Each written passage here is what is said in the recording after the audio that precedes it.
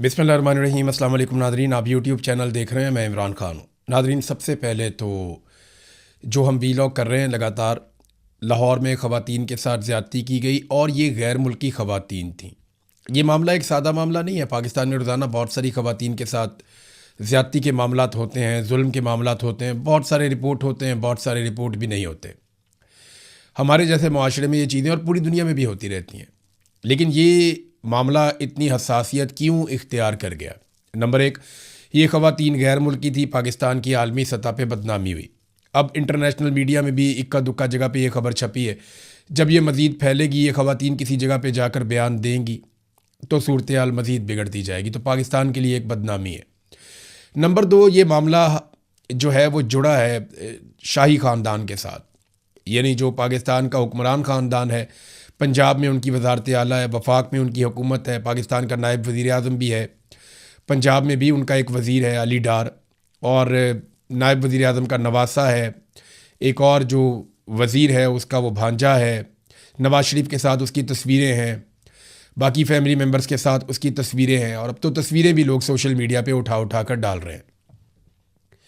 तो ये सारी चीज़ें जो हैं वो अहमियत इख्तियार कर जाती हैं जब एक रॉयल फैमिली या जो हुक्मरान फैमिली है वो उसके साथ जुड़ी है इतने बड़े जुर्म के साथ, और दूसरा वो जिन ख़वातीन के साथ जुल्म हुआ वो गैर मुल्की शहरी हैं और ऐसे ममालिक की शहरी हैं जहाँ पे ह्यूमन राइट्स को बहुत ज़्यादा अहमियत दी जाती है।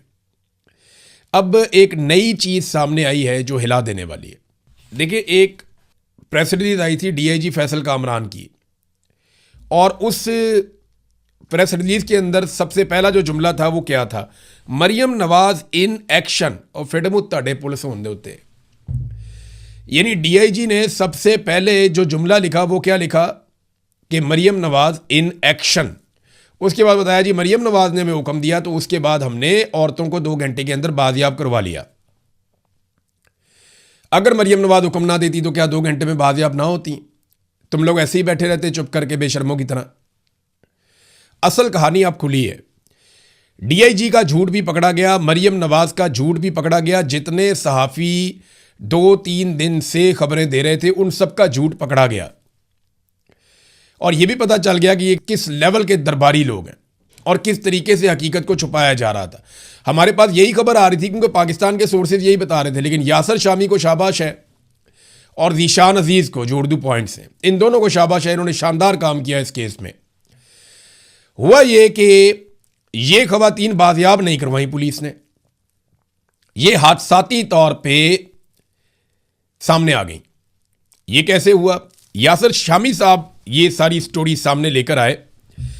हुआ ये कि 1 जुलाई को रज़ा डार नामी जो बंदा है, जो इसहाक डार का नवासा है, नवाज शरीफ का रिश्तेदार, रज़ा डार नामी जो बंदा है वो इन ख़वातीन को उस घर से लेकर भागा। अब ये ख़वातीन ने अपने बयानात में अदालत में भी कह दिया है, लेकिन वो बयानात जो अदालत के थे उनको सील कर दिया गया था कि वो पब्लिक देख ही ना सके कि उसके अंदर उन्होंने क्या कहा। और सील करने के 48 घंटों के बाद उन बयानात को अब मंजरे आम पर लाया गया है। एक तो ये सवाल है ना कि दफ़ा 164 के जो बयानात थे इन दोनों ख़वातीन के, जो इन्होंने मजिस्ट्रेट के सामने दिए थे, उन दोनों बयानात को सील किस लिए किया गया? और 48 घंटों के बाद जब ये ख़वातीन पाकिस्तान से जा चुकी हैं तो फिर इन बयानात को डीसील कर दिया गया, पब्लिक कर दिया गया। तो ऐसा क्या है जो इन बयानात में से मिटा दिया गया या हटा दिया गया? अभी तक तो एक बॉस है जिसे बचाने की कोशिश की जा रही है और सारी कड़ियां मिल मिलकर वापस बॉस की तरफ ही जाती हैं। यह लड़का गाड़ी में लेकर भागा उन 2 लड़कियों को और उन्हें एयरपोर्ट की तरफ लेकर जा रहा था। रास्ते में एक टोयोटा का शोरूम है और उसके सामने एक फिल्टर हाउस है। वहां पे ये लड़का हारन दे रहा था, डिपर्स मार रहा था, गाड़ियों को आगे से हटने का कह रहा था, और ऐसा लगता है कि शायद ये इन औरतों को एयरपोर्ट पहुंचाना चाहता था या कहीं शिफ्ट करना चाहता था या पाकिस्तान से बाहर निकालना चाहता था। कुछ ना कुछ तो इसके दिमाग में चल रहा था, लेकिन ये बहुत इमरजेंसी में था, ये गाड़ी भगा रहा था। अब सबूत भी मिल गए हैं। इसने एक फैमिली की जो गाड़ी है उसको पीछे से आके टक्कर मार दी। वहां पे जो है वो गाड़ी उसकी भी रुक गई, वो फैमिली वालों ने अपनी गाड़ी रोक दी। तो अचानक उस गाड़ी में से 2 ख़वातीन, ये दोनों गैर मुल्की ख़वातीन, ये उतरती हैं और शोर मचा देती हैं और ये इतना शोर मचाती हैं, इतनी पैनिक हो जाती हैं कि वो ज़मीन पे बैठ जाती है उनमें से एक खातून, और दूसरी ज़मीन पे लेट जाती है शोर मचा के। तो वहाँ पे आवाम की भीड़ इकट्ठी होना शुरू हो गई। तो ऐसे में वो लड़का जो था वो वहाँ से उस गाड़ी को लेकर भागा जो इन्हें लेकर शिफ्ट कर रहा था।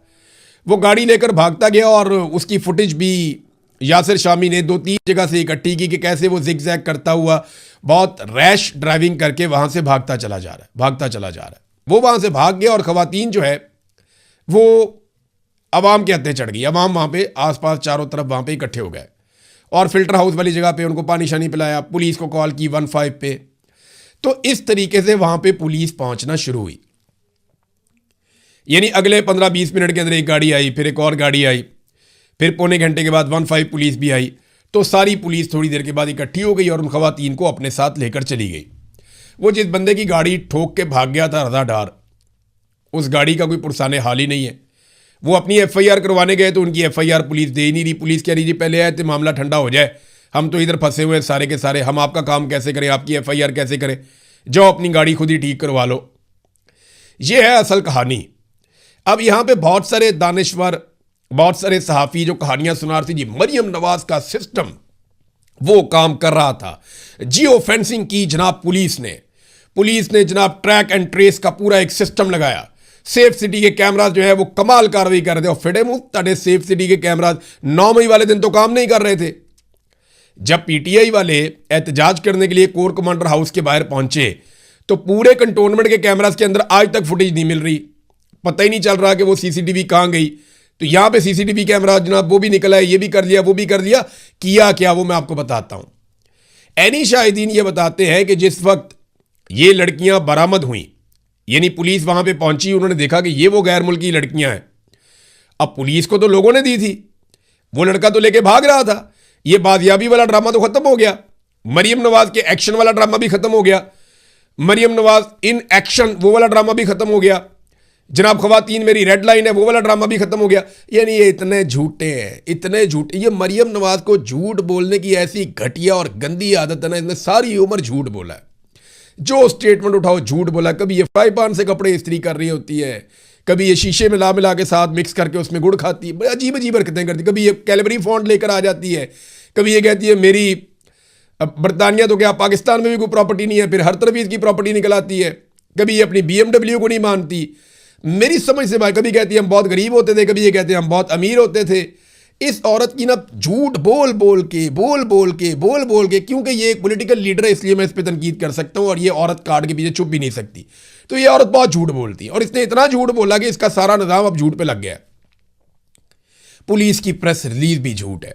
वो कहती है जी जाके हमने बरामद किया। अब पुलिस वाले बताएं ना बरामद कहां से किया, वो तो सड़क से मिली है। अच्छा, इस सारे वकूए को छुपाने के लिए पुलिस ने क्या किया, एनी शाहिदीन बताते हैं कि पुलिस फिर DVR उठाती रही है। पुलिस ने फिल्टर हाउस वहां पे जो कैमरे लगे थे उनका DVR उठाया, फिर आगे 1-2 और जगह वहां से DVR उठाए। तो पुलिस वाले फुटेज इकट्ठी करते रहे। को 50 के करीब लोग इस बात के गवाह हैं कि पुलिस ने कोशिश की कि कोई भी फुटेज ऐसी ना मिले जिससे ये पता चले कि ये खवातीन हमें राह जाते हुए मिली हैं। वो उनको भगाकर ले जा रहा था कहीं पे। जिस वक्त इन खवातीन ने गाड़ी से निकलकर रोला डाला, अवाम ने इनको पकड़ा, पुलिस को बुलाया, उनके हवाले किया। ये वाला सारा मामला पुलिस छुपाना चाहती थी इसलिए ताकि मरियम नवाज को क्रेडिट दिया जा सके। देखें जी कितनी बड़ी कुर्बानी दे रहे हैं कि इनके खानदान के बंदों ने मुंह काला किया है, तो ये इसके बावजूद जनाब डट कर खड़े हैं और जनाब इंसाफ दे रहे हैं। ऐसा नहीं है, ये 2 नंबरी कर रहे थे, फ्रॉड कर रहे थे। लोगों ने खवातीन को पकड़ लिया और पकड़ के पुलिस के हवाले किया। ये बात अब खुल चुकी है। यासिर शामी को एक मरतबा फिर शाबाश, और बहुत सारे हकायक सामने लाने पर, क्योंकि एक एक कड़ी को जोड़ा है ज़ीशान अजीज़ ने, उन्हें भी शाबाश मिलनी चाहिए इस केस में। 1-2 और वकला हैं वो बड़ा अच्छा काम कर रहे हैं और वो चुप करके काम कर रहे हैं खामोशी से। वो नहीं चाहते कि उनकी इन्फॉर्मेशन बाहर आए। तो ठीक है, जब वो चाहेंगे तो उनकी इन्फॉर्मेशन हम देंगे, लेकिन उनके पास बहुत ज़्यादा हकायक हैं। अब मामला ये है कि गाड़ी के अंदर अब खवातीन के बयानात फिर बाहर आ जाते हैं। जब यासिर शामी ये सारी चोरी पकड़ लेता है तो फिर खवातीन के बयानात बाहर आने में तो प्रॉब्लम कोई नहीं है ना। फिर उनके जो बयानात हैं 164 के, क्योंकि तनकीद बहुत हो रही थी, उनको डीसील कर दिया गया। फैसल वाडा भी कह रहा था, बाकी लोग भी कह रहे थे, रोला पड़ा हुआ था। जब उनको डीसील किया गया तो मुझे पूरा यकीन है कि कुछ ना कुछ तो उनके साथ किया गया, मुझे ऐसा लगता है, क्योंकि ये सिस्टम इंतहाई गंदा और गलीज है। बॉस को बचाने के लिए ये किसी भी लेवल तक जा सकता है। उस बयान के अंदर भी खवातीन कह रही हैं कि वो बंदा बॉस से बात कर रहा था और बॉस की इंस्ट्रक्शन ले रहा था। अब वो बॉस कौन है जिसे रजा भी बड़े प्यार से बॉस कहकर बुलाता है, उनके अहकामात को तस्लीम करता है, और दूसरा वो खवातीन ये कहती हैं कि वो बॉस इंग्लिश बहुत अच्छी और फ्रीक्वेंटली बोलता है, यानी उसकी अंग्रेज़ी बहुत अच्छी है जो बॉस है, और वो बड़े अच्छे तरीके से अंग्रेज़ी में बातचीत भी करता है। अब नाजरीन, ये जो मरियम नवाज इन एक्शन, इसका मतलब पता क्या है? ये इदारे, ख़ास तौर पे लॉ इन्फोर्समेंट के इदारे, इस वक्त शरीफ ख़ानदान के ज़ाती मुलाजिम बन चुके हैं। जो DIG ने किया वो बिल्कुल वैसे है जैसे कोई ज़ाती मुलाजिम करता है किसी के लिए, कि अचानक से उन्हें पब्लिक से एक फ़ोन आता है। ये ज़रूर है, वो बात फिर क्लियर कर दूँ कि वो बात ठीक है कि वो लड़कियों के वालिद ने रब्ता किया, उसने कोशिश की, वो एम्बेसी मुतहर्रिक हुई, ये लोग परेशान थे, ये भाग दौड़ कर रहे थे, लेकिन ख़वातीन को गायब किया जा रहा था। हो सकता है उन्हें पाकिस्तान से बाहर निकाल दिया जाता, मामला ही ठप कर दिया जाता, लेकिन क्योंकि बीच में आ गई पब्लिक और कुदरत, और पब्लिक ने पकड़ लिया सारा मामला, गाड़ी का एक्सीडेंट हो गया, तो फिर इन्हें ना चाहते हुए भी ये सारा मामला सामने लाना पड़ा और इसको डॉक्यूमेंट करना पड़ा। FIR की कोई औकात नहीं है, मेडिकल की कोई औकात नहीं है, ये बंदे थोड़े अरसे में छूट जाएंगे। नजम सेठी ने भी कहा है, नजम सेठी साबिक वज़ीर आला भी रहा निगरान, तो वो वैसे ही नहीं बात की, वो वाकई में इन्होंने इतने सारे सुकम छोड़ दिए हैं कि अब ये कभी भी छूट जाएंगे ये लोग। लेकिन ज़ाती मुलाजमों वाला सलूक किया है, यानी ज़ाती मुलाजमों वाली हरकतें हैं जो इस वक्त पुलिस ने की, ख़ासतौर पर DIG ने, SSP ने, मरियम नवाज़ को राज़ी रखने के लिए। और नाजरीन, अब भी मैं आपको ये बताऊं कि असल बंदा बॉस है जिसको बचाने की कोशिश की जा रही है, और मेरा ये ख्याल है कि इन ख़वातीन को ख़रीदने की भी कोशिश की जाएगी। ये बैरून मुल्क मौजूद भी होंगी तो इनको 10-15 मिलियन डॉलर भी दिए जा सकते हैं, इससे ज़्यादा पैसा भी दिया जा सकता है कि आपने बॉस को नहीं पहचानना, आपने कभी नहीं बताना कि बॉस है कौन। लेकिन हम कोशिश करेंगे कि इन ख़वातीन को बॉस की तस्वीर दिखाएं और इनसे पूछें कि जनाब बताएं, ये बॉस ये तो नहीं था या वो तो नहीं था। और जिस दिन इन्होंने बता दिया कि ये वाला बंदा बॉस है, तो फिर ये वाला बंदा जो है वो अपनी खैर मनाए। बहुत जल्दी आपको ये चीज़ें समझ आएंगी।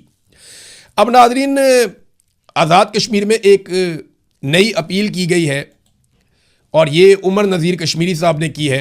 ये अपील मैं आपके सामने रखता हूँ।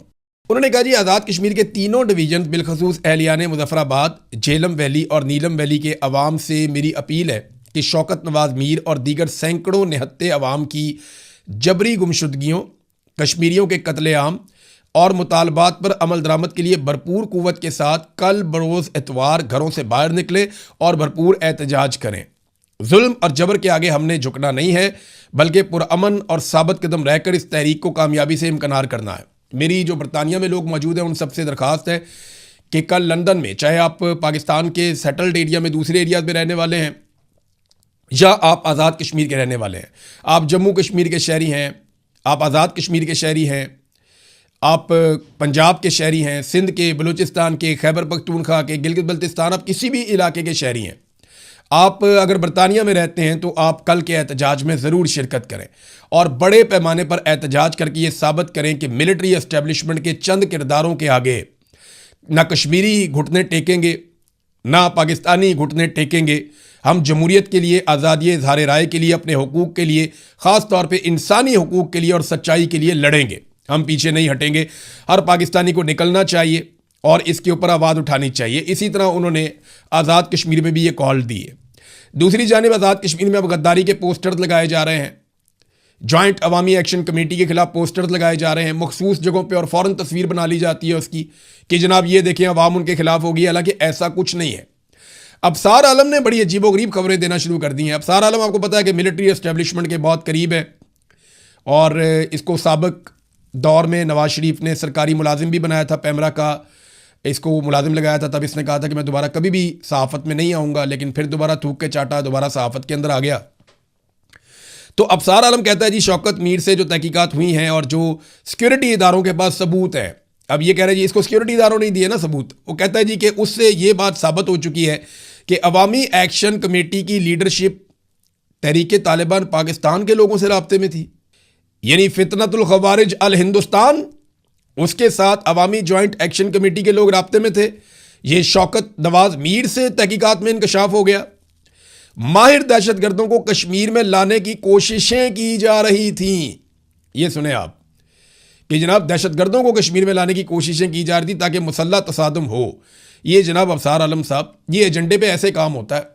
आपको याद है इसको डी चौक में लाशें भी नज़र नहीं आती थी, इसको डी चौक में गोलियां भी सुनाई नहीं देती थी। ये कोशिश करता रहा कि लोग मरते हैं तो मरते रहें, लेकिन मैं नवाज शरीफ की नौकरी करूं। इसी तरह इसने हमेशा मरियम नवाज की बहुत खिदमत की है, इस आदमी ने बहुत। जो मरियम नवाज ने कहा मुझे लगता है इसने हमेशा वही किया। अब चेयरमैन पैमरा के तौर पे तो ये आदमी इतना खिदमत गुजार था, इतना खिदमत गुजार था मरियम नवाज का कि मैं आपको बता नहीं सकता। इसने लेट लेट के खिदमत की है, इसने बैठ बैठ के खिदमत की है। यानी ये रात को बेड पे भी होता था ना तो इसे कॉल आ जाती थी तो ये फौरी तौर पे खिदमत बजा लाता था। ये मैंने इसको कॉल की, मैंने कहा यार इंसान बने, मेरा अपना जाती मामला उठा के पैमरा मुझे नोटिस भेज रहा है। अगर मेरा किसी के साथ जाती झगड़ा हो गया है तो पैमरा का इसमें क्या लेना देना है। वो नहीं इमरान भाई आप समझें यार बात, ऊपर से प्रेशर आ जाते हैं।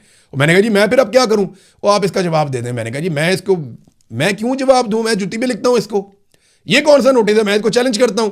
तो इसने कहा नहीं अच्छा चले आप जवाब ना दें, दफा करें, हम गुस्सा ना करें बस। ये इसकी औकात थी टोटल इस बंदे की, ये इसके हालात हैं। बहरहाल चले वो वक्त गुजर गया, अभी ये वक्त भी गुजर जाएगा, लेकिन लोग एक्सपोज हो जाते हैं जैसा कि ये शख्स एक्सपोज होता चला जा रहा है। नाज़रीन, इमरान खान साहब और बुशरा बीबी साहब जो दोनों हैं, उनके जो कैद तन्हाई वाला मामला है उस पर अदालत ने, मैंने आपको बताया था ना, एक फैसला महफूज किया है। वो महफूज फैसला सामने आ गया है। अब बड़ा इंटरेस्टिंग है, जरा ये आप सुनिएगा। इस्लामाबाद हाई कोर्ट ने कहा कि इमरान खान और बुशरा बीबी को अगर कैद तन्हाई में रखा गया है तो क्यों रखा गया है, किस कानून के तहत रखा गया है, कितनी देर के लिए रखा गया है और क्या ये सज़ा है। भाई आपको देखना चाहिए कि मुलाकातें नहीं हो रही, वो रोज़ जाते हैं, सबको दुनिया को पता है। फिर आप पूछ रहे हैं कि क्या रखा गया है, सबको पता है कि रखा गया है, पूरी दुनिया ये कह रही है, लोग हर हफ्ते वहाँ पे जाते हैं मिलने के लिए। फिर वो ये कह रहे हैं कि क्या ये सज़ा दी गई है। भाई सज़ा तो आप लोगों ने दी है, निकाल के पढ़ लें, उसके अंदर तो कहीं नहीं लिखा हुआ। पीछे जो आपने रिमार्क्स दिए उनमें आपने ये कहा भी था। और जो तारीख दे दी है ना सुपरिटेंडेंट ऑफ अडियाला जेल को, वो 6 अगस्त तक की तारीख दे दी, आज से 1.25 महीने बाद की, 1 महीने से भी ज़्यादा दिन। यानी आज 4 जुलाई है तो 6 अगस्त तक की तारीख दे दी। मैं वजह बताऊं क्यों, ये एस्टेब्लिशमेंट के कहने पे डिले हुआ है। वजह यह है कि पाकिस्तान तहरीक इंसाफ के अंदर एक डिबेट हुई थी आज से कुछ अर्सा पहले कि 5 अगस्त को मुल्क गिर बड़ा एहतजाज किया जाएगा, लेकिन उसकी अनाउंसमेंट नहीं की गई क्योंकि एस्टेब्लिशमेंट ने मना कर दिया था कि आपने इसको जल्दी अनाउंस नहीं करना। अगर एहतजाज करना भी पड़े, बहुत दबाव हो अवामी, तो आप इसको अनाउंस करें 1 हफ्ता पहले, 1.5 हफ्ता पहले, बस इतना पहले अनाउंस करें ताकि लोग ज़्यादा तैयारियां ना कर पाएँ, सोशल मीडिया को ज़्यादा मौका ना मिले। तो उन्होंने अभी तक पाकिस्तान तहरीक इंसाफ ने इसको अनाउंस नहीं किया। तो अब उससे पहले इमरान खान साहब की अगर जब वो एहतजाज अनाउंस करेंगे तो कोई एक आधी मुलाकात करवा दी जाएगी और बाद में आके सुपरिटेंडेंट ऑफ अडियाला जेल 6 तारीख को ये कह देगा कि जनाब हमने तो मुलाकात करवाई है, और पिछले 3 साल का रिकॉर्ड सामने रख देगा कि जनाब ये तो अदालतों में आते रहे, ये वाली मुलाकात हुई, बहन भी मिली, ये भी मिला, वो भी मिला, बच्चों से बात करवाई, अभी बच्चों से एक आधी बात करवा देंगे, ये चीज़ें ले जाके अदालत में दिखा देंगे जनाब ये है। तो ये बातें जो है ना, अब आम आदमी को, मेरे जैसे जो नालायक लोग हैं जिन्हें पता ही नहीं है अदालतों की कार्रवाई का, हमें भी समझ आना शुरू हो गई है कि अदालतें किस तरीके से खेल रही हैं। नाज़रीन, एक तारीखी नौइयत का जनाजा हुआ है आयतुल्लाह अली खामनेई का, और बहुत बड़े पैमाने पे अवाम ने शिरकत की है। पूरी दुनिया से वफूद गए हैं जिन्होंने जाकर शिरकत की। पाकिस्तान से भी वफद गया, पूरी दुनिया से वफूद आए, बहुत सारे ममालिक से, ख़ास तौर पे मुसलमान ममालिक से, और उन्होंने आकर शहीद आयतुल्लाह अली खामनेई का नमाज जनाजा पढ़ा है। अवाम बहुत बड़ी तादाद में निकली है। तफसीलात मैं आपको नेक्स्ट वीलॉग में बताऊंगा। अब तक के लिए इतना ही। अपना ख्याल रखिएगा, अपने इस चैनल का भी। अल्लाह हाफिज़।